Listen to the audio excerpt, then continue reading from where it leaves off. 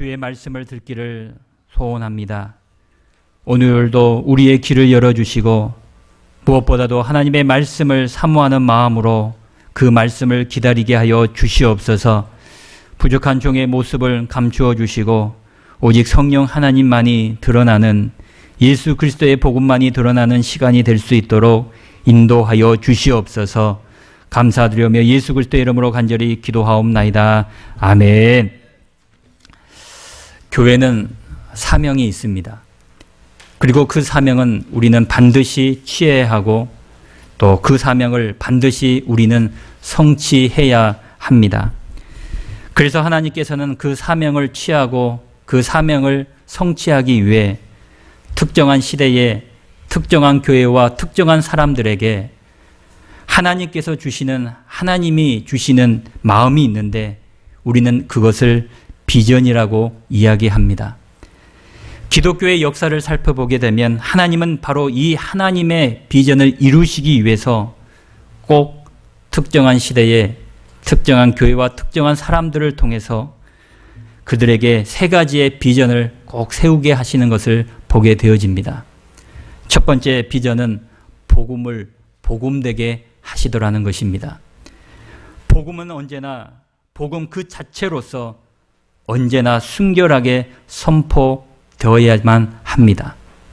그리고 여러분들 역시 그 순결한 복음을 들었다면 그 복음이 내 삶의 길라잡이라는 사실을 깨닫고 그 복음을 이 예배당에서만 붙들고 믿고 살아가는 것이 아니라 이 예배당 저 바깥 세상 속에서도 복음대로 한번 살아가 보려고 노력하고 의지하고 부직치는 것이 바로 복음을 복음되게 하는 거라는 것입니다. 두 번째 비전은 교회를 교회되게 하시더라는 것입니다.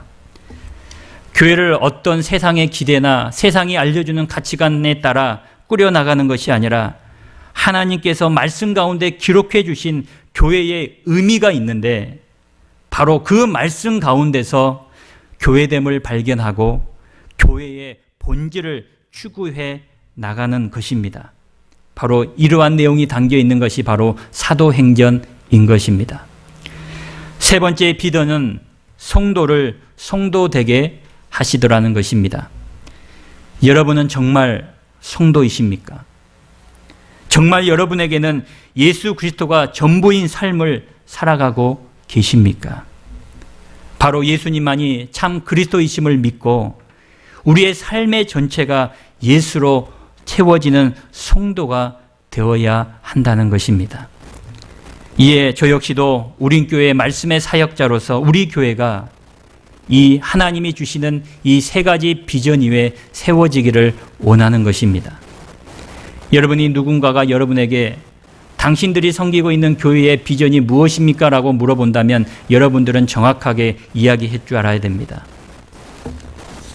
바로 복음을 복음되게, 교회를 교회되게, 성도를 성도되게.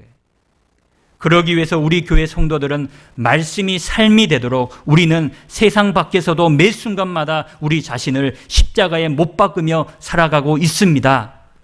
이렇게 당당하게 이야기할 줄 알아야 된다는 것입니다. 그리고 이러한 소문이 세상 바깥속에 들려져야 된다는 것입니다. 다시 한번 제가 여러분에게 물어봅니다. 하나님이 특정한 시대의 특정한 교회와 사람들에게 주신 이 세 가지 비전, 더 나아가 우리 교회를 통하여 이루시기자 하는 이 세 가지의 비전이 무엇입니까? 복음을 어떻게 해요? 복음되게, 교회를 교회되게, 성도를 성도되게. 그러기 위해서 우리는 어떻게 살아가야 한다고요? 말씀이 삶이 되도록 예배당뿐만 아니라 예배당 바깥 세상 가운데서도 내 자신을 매일마다 십자가에 못 박으며 살아가야 한다는 것입니다. 아멘. 바로 이러할 때 하나님의 교회로 든든히 세워가는 것이고 하나님의 꿈이 바로 우리의 꿈이 되어지는 것이고 하나님의 꿈이 우리 제단을 통하여 이루어지게 되는 것입니다. 오늘은 복음에 대한 주제를 가지고 말씀을 좀 나누고자 합니다. 우리는 오병이어의 기적의 사건을 잘 알고 있습니다. 보리떡 5개와 그저 물고기 2마리로 남자만 장정 5,000명을 그 자리에서 배불리 먹이셨던 그런 사건입니다. 그러면 여러분, 혹시 오병이어 사건 그 다음 날에 성경이 무엇을 기록하고 있는지 아십니까?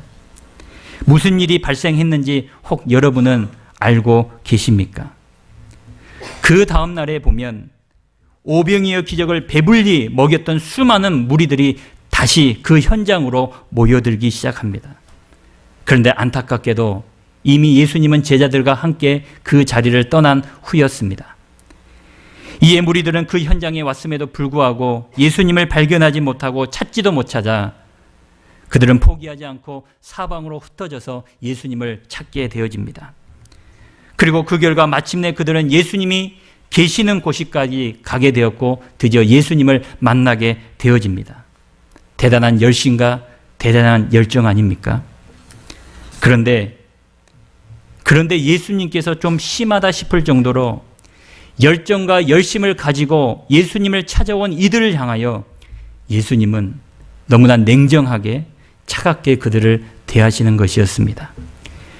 요한복음 6장 26절, 저들이 나에게 온 까닭은 나를 보기 위함이 아니요 내가 만든 떡을 위해서 왔다라는 것입니다.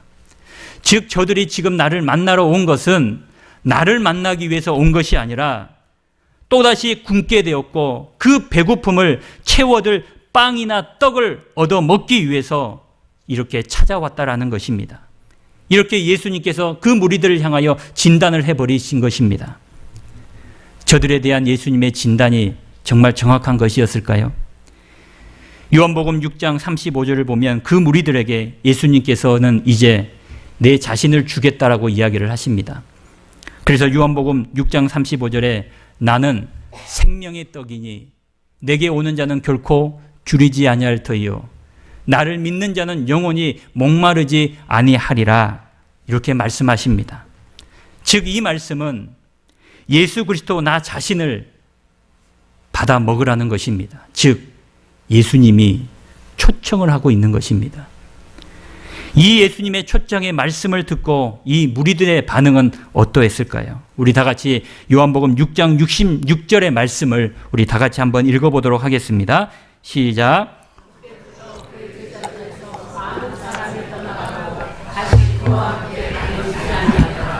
자, 보십시오. 뭐라고요? 예수님께서 자기 자신을 내어주시면서 나를 받아 먹으라, 즉 초청을 할 때에 저들은 그 예수님의 초청의 말씀을 듣고 어떻게 했다고요? 다 떠나가 버리더라는 것입니다. 그러니까 이 무리들은 어떤 무리였습니까? 떡을 만드신 예수님보다 예수님이 만드신 떡을 더 중요하게 여겼던 무리였다는 것입니다. 이게 저들의 어리석음이었습니다. 정말 중요한 것은 떡을 만드신 예수님 아닙니까? 그런데 저들은 예수님께서 만드신 떡을 더 소중하고 더 중요하게 여겼다는 것입니다. 그런데 여러분, 이와 같은 어리석음이 바로 저와 여러분에게도 발견되어진다는 사실을 알고 계십니까?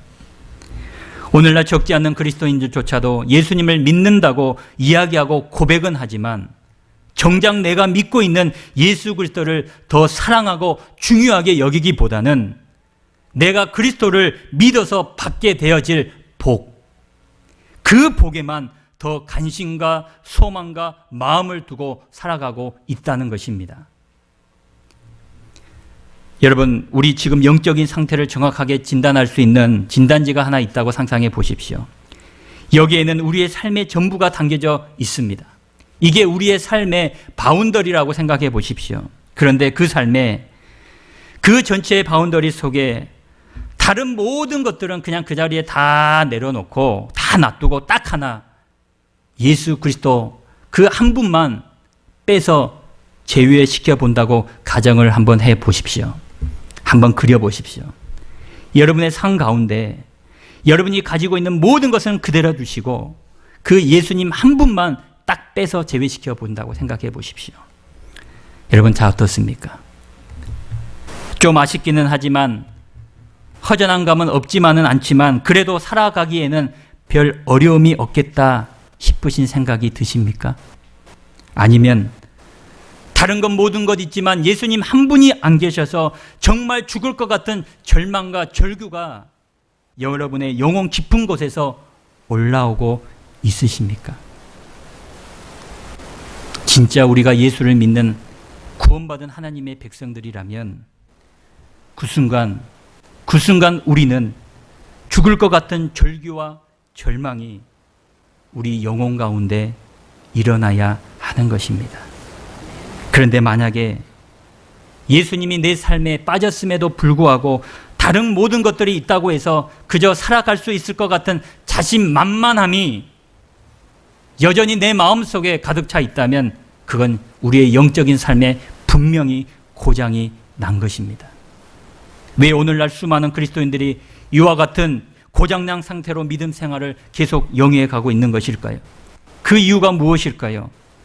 그 이유는 예수가 그리스도라는 사실, 복음을 이야기할 때 그 복음의 의미가 무엇인지, 예수가 누구신지를 정확하게 아는 인식의 지평이 부족하기 때문인 것입니다. 바라올기는 오늘 이 말씀을 통해서 예수가 그리스도라고 할 때에 그 복음의 의미를 정확히 알아가는 인식의 지평이 조금 넓어가는 시간이 될 수 있기를 간절히 기도드립니다. 조금 딱딱한 말씀이 될 수 있습니다. 그러나 여러분 중요한 말씀이기에 여러분 정신을 똑바르고 그 말씀을 붙드셔야 됩니다. 여러분 오늘 본문은 예수님 공생의 첫 번째 표적 사건입니다. 장소는 우리가 알다시피 갈릴리 가나 혼인잔치가 일어나고 있는 곳입니다.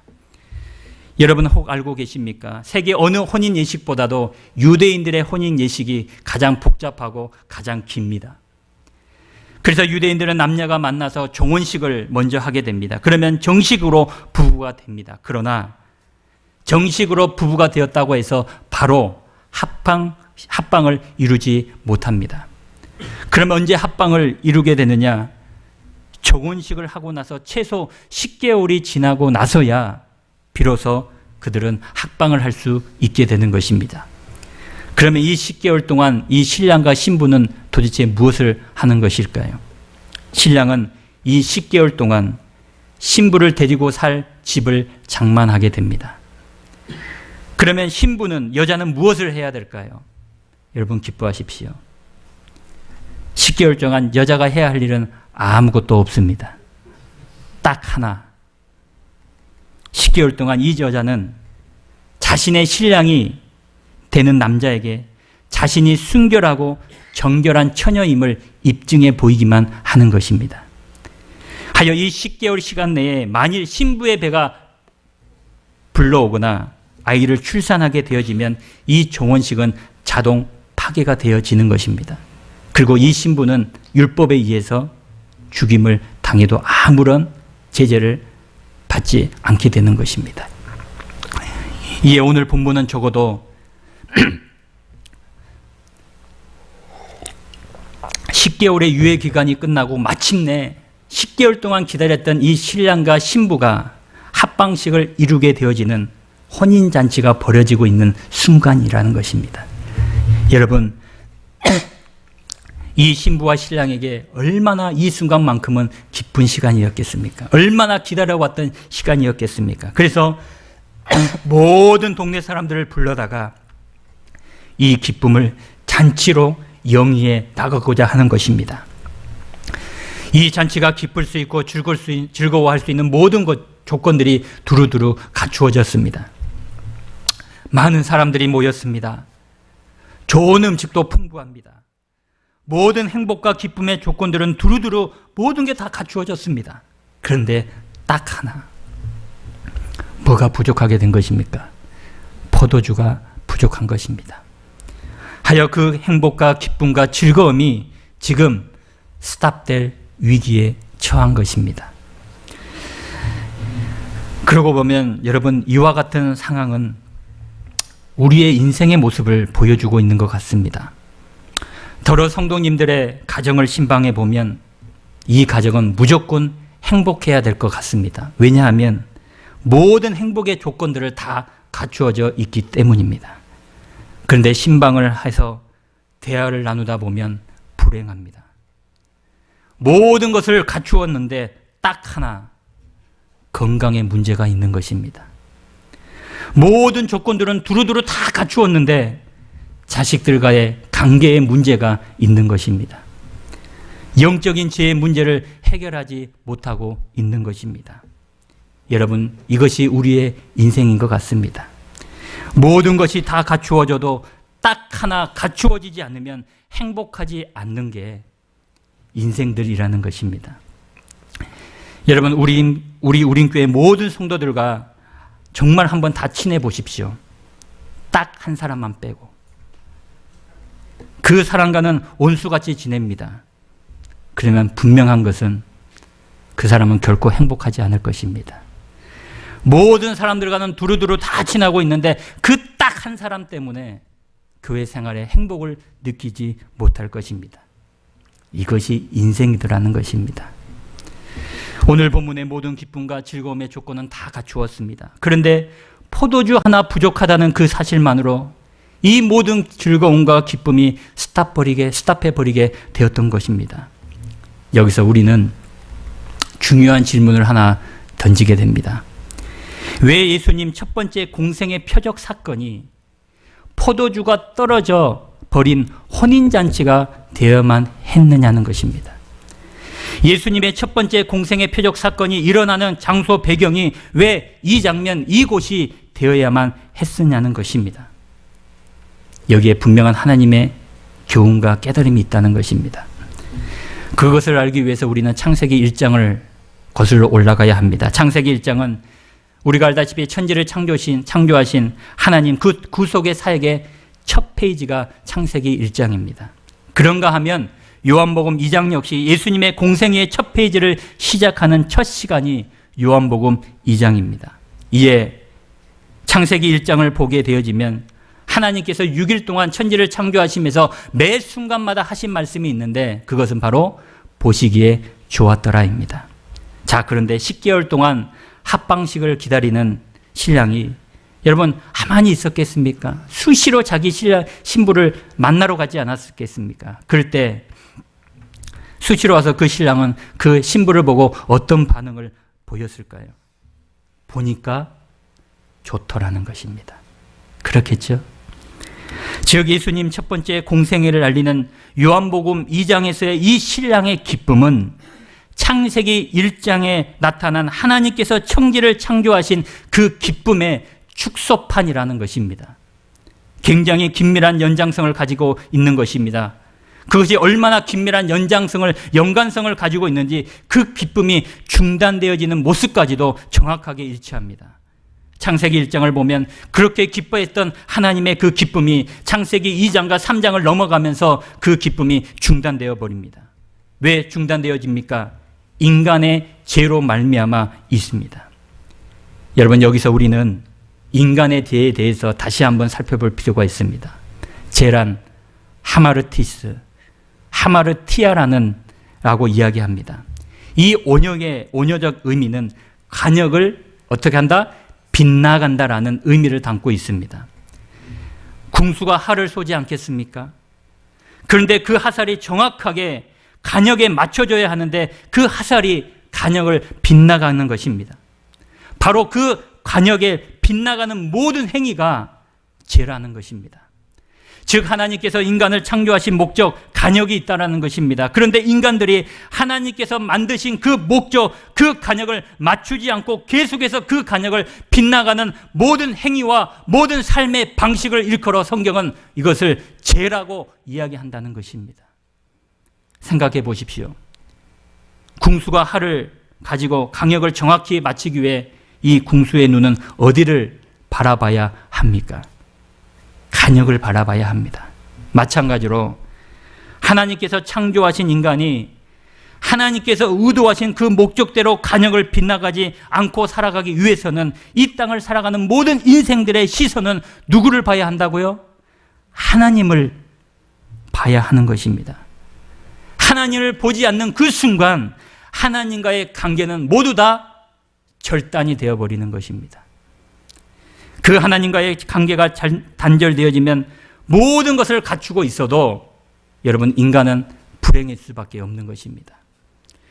좋은 것들을 다 가지고 있다 하더라도 하나님과의 관계가 단절되어지면 어떤 곳에서도 인간은 만족함을 느끼지 못하고 살아갈 수밖에 없도록 하나님은 우리를 창조하셨다는 것입니다. 그리고 그 안에 죄의 성질들이 들어오게 되어집니다. 그 죄의 성질이 뭐냐면 하나님께서 인간이 하기를 원하는 것을 지독히 인간은 하기를 원하지 않습니다. 싫어합니다. 반면에 하나님께서 제발 하지 말았으면 하는 그 일에 대해서는 인간은 지극히 열심과 열정을 가지고 쫓아갑니다. 이것이 바로 하나님과의 관계가 단절되어 버린 인간들에게 발견되어지는 죄악의 습성이라는 것입니다. 이와 같은 죄의 습성으로 인하여 나타나는 죄의 증상들이 있는데 그것이 바로 시기, 질투, 다툼, 분노, 우울증 이라고 하는 윤리적, 도덕적, 신체적 증상들이 드러나게 되어지는 것입니다. 이와 같은 죄의 궁극적인 결과는 무엇입니까? 바로 사망이라는 것입니다. 이에 죄인된 인간들이 그 죄로 말미암아 사망의 깊은 구렁텅이에 빠지게 된 것입니다. 이에 아무리 인간들이 이 사망의 깊은 구렁텅이에서 빠져나오려고 스스로의 힘과 능력과 의지와 노력으로 발버둥치지만 인간으로서는 해결할 도리가 없는 것입니다. 이에 구세주 되신 예수 그리스도의 보혈과 그리스도의 십자가가 필요하게 된 것입니다. 우리로서는 구원의 도리가 없습니다. 오직 주 예수 그리스도밖에 없는 것입니다. 그리하여 구원이란 헬라어 언어로 그대로 따져보면 구원이란 건진 바 되다라는 것입니다. 누가요? 하나님께서 그리스도를 믿는 믿음의 백성들을 사망의 깊은 구렁텅이에서 건져주신 그것을 우리는 구원이라고 이야기하는 것입니다. 이에 다시 본문으로 돌아가면 갈릴리 가나에 없이 살아가는 사람들에게 간만에 기쁨과 즐거움의 시간들이 참여하게 됩니다. 그런데 포도주가 떨어져 버린 것입니다. 그 많은 사람들 중에 그 잔치가 지속되기 위해서는 포도주가 있어야 되는데 그 누구도 포도주를 다시 만들어낼 수 있는 어떤 능력을 가진 사람이 단 한 사람도 그 잔치집에 없다라는 것입니다. 해결책이 없습니다. 캄캄합니다. 잔치가 중단되면 안 되는데 이들에게는 어떠한 해결책도 없이 그저 캄캄하고 어둡기만 하더라는 것입니다. 여러분, 이럴 때 어두워서 어디를 가야 할지 모를 때에 우리에게 필요한 것이 있다면 무엇이겠습니까? 이것은 바로 이정표 사인판입니다. 여러분, 미국 여행을 하다 보시면 아시겠지만 숙박을 아끼려고 밤에 달려가다 보면 이 길이 정말 맞는 길인지 틀렸는지 도무지 알 수 없을 때가 분명히 있습니다. 직진을 해야 되는 건지 다시 유턴을 해서 돌아가야 하는지 캄캄할 때가 있습니다. 그때에 우리가 이정표를 만나게 되거나 우리가 사인판을 보게 되면 얼마나 안심이 되고 반가웁니까? 여러분, 오늘 본문은 예수님의 첫 번째 표적입니다. 이 표적을 헬라어로 세메이온이라고 이야기하는데 그 뜻의 의미가 바로 이정표, 바로 사인판이라는 것입니다. 갈릴리 가나에서 포도주가 떨어져서 어떻게 해야 할지 아무도 알 수 없는 그 상황, 캄캄한 상황 속에서 사망의 깊은 수렁텅이에서 도대체 내가 어떻게 구원을 받아야 할지 모르는 그 캄캄한 상황에서 아무도 알지 못하고 있는 이 캄캄한 상황에서 이정표 사인판이 되어주시는 한 분이 계시는데 그가 누구시라고요? 주 예수 그리스도라는 것입니다. 이것이 저희들이 인정하고 가슴에 새기며 믿어야 할 예수가 그리스도라는 말하는 복음의 핵심이라는 것입니다. 여러분, 어떻게 이 표적이 계속해서 진행되어 가고 있습니까? 오늘 본문 3절과 4절의 말씀을 우리 한번 읽어보도록 하죠. 시작. 포도주가 떨어진지라 예수의 어머니가 예수에게 이르되 저들에게 포도주가 없다 하니 예수께서 이르시되 여자여 나와 무슨 상관이 있나이까? 나이다. 여러분, 여기서 보통 한국 사람들은 이 구절에서 굉장히 읽으면서 불편해합니다. 왜냐하면 예수님이 친어머니를 향해서 뭐라고 부르고 있습니까? 여자여라고 부르고 있습니다. 예를 매우 중요하게 여기는 우리 습성에 의해서 어머니를 여자여라고 부르는 그 자체부터가 버르장머리가 없는 것처럼 느껴질 때가 있습니다. 그런데 여러분, 헬라어 단어를 알게 되면 전혀 그렇지 않다는 것을 알게 됩니다. 여러분, 여기서 여자여라는 말은 그나이라는 헬라어 단어인데요, 그 당시 여성들을 일컫는 가장 극존칭이 바로 여자여라는 단어입니다. 그러면 우리는 이런 의문이 듭니다. 아니, 그래도 친어머니이신데 그냥 어머니라고 부르면 훨씬 더 좋을 텐데 왜 예수님은 어머니를 부를 때 여자여라고 불렀을까요? 여기에 깊은 구속자적인 의미가 담겨져 있습니다. 여러분 보십시오. 만약에 예수님께서 이 사절에서 어머니라고 불렀다면 그 이후에 이루어지는 모든 대화는 어머니와 자식 간의 사적인 대화가 되어버리는 것입니다. 그런데 지금 예수님께서는 공생애를 시작하셨다는 것입니다. 이해가 되십니까? 공생애를 시작하신 예수님께서 어머니를 여자여라고 부른 까닭은, 어머니, 지금부터 저는 어머니의 아들로서 사적으로 말씀드리는 것이 아니라 공적으로, 즉 하나님의 아들로서 메시아라고 하는 공적인 신분을 가지고 어머니에게 공적으로 이 말씀을 드립니다라고 하나의 선포를 하고 계시는 것입니다. 그러면서 예수님이 하시는 말씀이 그것이 나와 무슨 상관이 있나이까 말씀하십니다. 이 말의 의미 역시 어머니께서는 지금 인간의 사소한 문제를 해결하는 해결자로서 부탁을 하셨지만, 저는 이 땅에 하나님으로서 메시아로서 이 땅에 올 때에 그저 인간의 사소한 문제를 해결하기 위한 문제 해결자로 이 땅에 온 것이 아닙니다라고 지금 이렇게 어머니에게 선포하고 있는 것입니다. 여러분, 오해하지 마십시오. 우리가 믿고 있는 주 예수 그리스도는 우리의 인생의 문제를 해결하는 문제의 해결사로 오신 것이 아닙니다. 우리의 결핍과 우리의 부족함이나 채워주고 우리의 소원하는 말을 해결해주는 그런 인간들의 문제 해결사로 예수님이 이 땅에 오시지 않았다라는 것입니다. 분명히 알고 계셔야 됩니다. 오늘날 기독교가 묻어지는 까닭이 무엇입니까? 많은 성도들이 예수님을 그저 인간들의 문제를, 나의 문제를 해결하는 해결사 정도만 그렇게 믿고 있기 때문에 교회들마다 복음이 죽어가고 성도들이 영적인 싸움에서 지어가고 죽어가고 있는 것입니다. 여러분, 예수님이 왜 이 땅에 오셨습니까? 4절 말미 부분에 분명히 말씀하고 계십니다. 내 때가 아직 이르지 아니하였나이다. 여러분, 요한복음에는 그 때라고 하는 단어가 7번 나와지는데 정확하게 이 때가 가리키고 언제나 의미하는 것은 한 가지입니다. 바로 예수 그리스도 십자가 대속의 죽음의 때를 가르칠 때 이 때라는 단어를 요한복음은 쓰게 된다는 것입니다. 하여 내 때가 아직 이르지 아니하였나이다 하는 이 말씀은, 어머니, 저는 그냥 이 땅의 문제의 해결사로 온 것이 아니라 저는 지금 사망의 구렁텅이에 빠져서 나올 수 없는 죄로인 인간들을 구원하기 위해서 십자가에서 대속의 죽음을 당하기 위해서 이 땅에 온 것입니다라고 이 땅에 오신 목적을 어머니에게 분명히 이야기하고 있는 것입니다.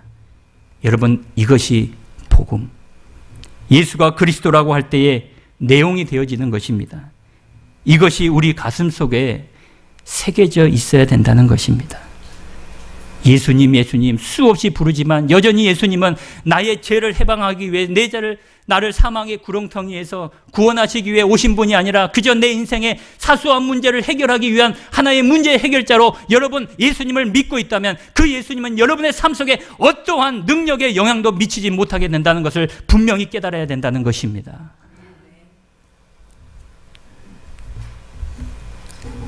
그렇다면 다시 여러분에게 질문을 던져봅니다. 이 예수님을 우리의 가슴 속에 구세주로 이제 받아들이고 드린다면, 믿는다면 다시 한번 여러분에게 질문을 던지기를 원합니다. 여러분들의 삶의 바운더리 안에서 다른 모든 것들은 다 그대로 있고 예수님 한 분만 빼어버리면 여러분은 어떠하실 것 같습니까? 여전히 다른 것들이 있기 때문에 그래도 살만하지 않겠나. 여전히 그렇게 생각하고 계시다면 죄송하지만 여러분이 믿는 예수님은 여러분이 만들어낸 예수님에 불과한 것뿐입니다. 그런데 그 반대로 다른 것이 다 있다 하더라도 예수님 한 분만이 없기 때문에 그것 때문에 죽음과도 같은 절규와 절망이 정말 우리의 심령 가운데 올라오게 되어진다면 여러분의 심령 가운데 있고 있는 예수님은 바로 여러분의 구세주 그리스도가 되어지는 것입니다. 내가 이 깊은 죽음의 수렁텅이에 살 수 있는 방법은 예수 그리스도밖에 없는데 그 예수님이 내 삶에 빠져버렸는데 어떻게 깊은 절망과 절규가 안 터져 나올 수 있단 말입니까? 어떻게 예수님 없어도 살 수 있을 것 같다는 자신만만함이 생길 수 있단 말입니까? 하나님 보실 때 그것은 인간의 교만함이라는 것입니다. 예수가 없기 때문에 예수를 그저 내 삶의 문제를 해결하는 해결사 정도로 믿고 있기 때문에 그렇게 신앙이 고장이 난 상태로 깨달지도 못한 채 그렇게 하루하루 쉼없이 우리는 살아가고 있는 것입니다. 예수님의 권세, 예수님의 능력이 어떤 것임을 분명히 우리는 성경 속에서 하나님께서 오고 오는 모든 세대 속에 보여주기 위해 기록하고 있는데 우리는 왜 그렇게 살아가지 못하고 있는 것일까요? 그저 역사 속의 이야기이기 때문에 그럴까요? 여러분, 아닙니다. 내가 믿고 있는 예수를 내가 만들어낸 신으로 그저 그렇게 믿고 살아가고 있기 때문에 그런 것입니다. 여러분,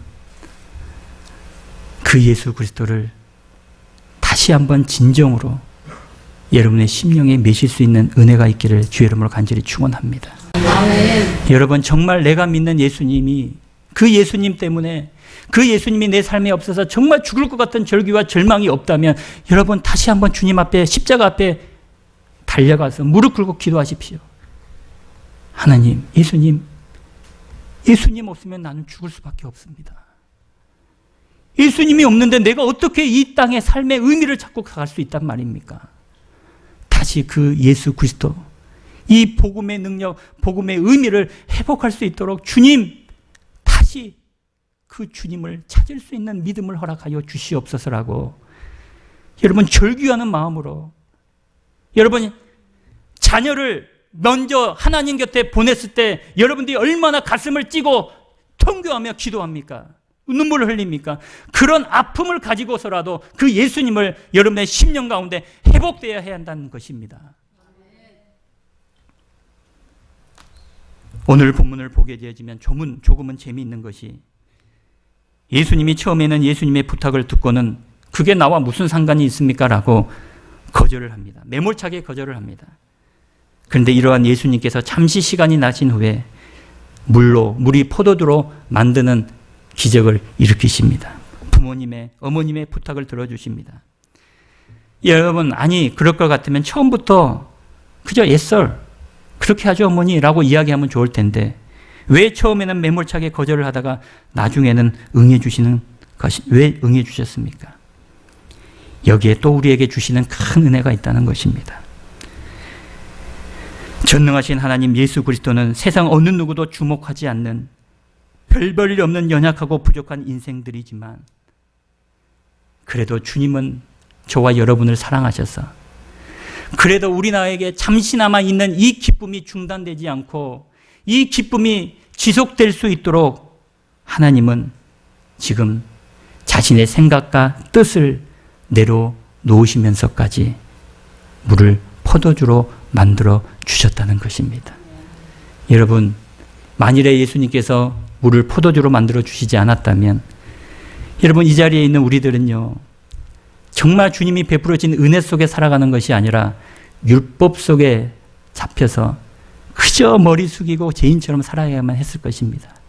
그러나 예수님이 그럼에도 불구하고 우리에게 있는 이 기쁨이 조금이나마 우리 삶 속에 끊어지지 않게 하기 위해, 스탑되지 않기 위해서 친히 전능하신 하나님이 자신의 뜻과 자신의 생각을 포기하시더라는 것입니다. 여러분, 이것이 얼마나 큰 은혜입니까? 그 은혜가 지금 저와 여러분에게 있는 것입니다. 그러기에 우리는 기도할 수 있는 것이고, 그리고 우리의 기도를 들으시고 주님은 우리의 있는 기쁨을 주시기 위해 지금도 하나님의 뜻과 생각을 포기하고 계시는 것입니다. 누구를 위해서요? 바로 저와 여러분의 인생을 위해서입니다. 그렇다면 전능하신 하나님 예수님이신 예수님조차도 우리들의 즐거움을 지속시키기 위해 자신의 뜻과 자신의 생각과 자신의 학식을 내려놓았다면, 여러분, 우리도 하나님의 기쁨이 지속되기 위해서, 함께 신앙생활을 하는 모든 성도들의 기쁨이 지속되기 위해서는 때로는 나의 확신과 나의 생각과 나의 의지도 내려놓아야 그 속에 예수 그리스도가 임재하는 인생이 되지 아니하겠습니까?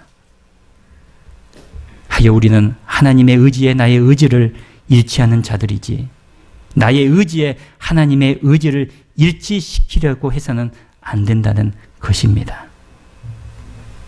참된 믿음이란 예수를 알기 전에, 예수님을 믿기 전에 내가 내 인생의 왕이었습니다. 그러나 예수님을 알고 예수님을 믿고 난 이후에는 왕의 자리에 있던 나는 내려놓고 그 왕의 자리에 우리 주 예수 그리스도 그분을 다시 앉혀드리는 것, 이것이 구원을 이루는 믿음을 가진 성도들의 삶이라는 것입니다. 여러분, 다시 한번 우리 안에 복음의 능력이 드러날 수 있기를 바랍니다. 예수님도 자신의 모든 뜻과 생각을 내려놓을 때 기적이 나타나지 아니했습니까? 그렇다면 우리도 우리 교회를 위하여 예수님의 능력과 기적이 나타나기를 원한다면, 여러분의 삶 가운데서도 여러분의 하나님이 주시는 능력과 기적이 나타나기를 원하신다면, 내가라고 하는 나를 내려놓고 하나님 앞에 겸손히 무릎 꿇을 때에 물이 포도주가 되어지는 놀라운 기적의 역사가 오늘 이 시대에, 이 시간에 우리의 삶 가운데 동일하게 일어나게 된다는 것입니다. 우리 모두 다시 한번 이 복음의 능력을 회복하고 예수 그리스도가 도대체 누구인지를 정확히 알고, 이제 30년 40년 믿어도 늘 사람의 귀에 들린 사람의 소리에 늘 흔들리는 자들이 아니라, 나를 위해 지금도 나를 위해 십자가 지시고 나를 죽음의 수렁텅이에서 건져주신 그 예수님의 복음 때문에 어떠한 소리를 들려도 흔들리지 아니하는 반석 위에 든든한 믿음의 집을 세워갈 수 있는 우리의 모든 믿음의 식구들이 될 수 있기를 다시 한번 주님의 이름으로 간절히 축원드립니다. 우리 시간 함께 기도하도록 하겠습니다. 예수님만이 죽음의 깊은 수렁텅이에서 건져낼 수밖에 없음을 주님 깨닫게 하여 주옵소서. 예수님만이 나를 살릴 수 있다는 믿음을 가지게 하여 주시옵소서. 더 이상 예수 그리스도가 없어도 살아갈 수 있을 것 같은 자신만만한 속에서 속히 빠져나올 수 있도록 내 삶의 중앙에 우리 주 예수 그리스도를 왕으로 메시는 믿음과 결단을 허락하여 주시옵소서. 우리 이 시간 함께 아버지 앞에 기도하도록 하겠습니다. 기도하겠습니다. 오, 사랑 가운데가 많으신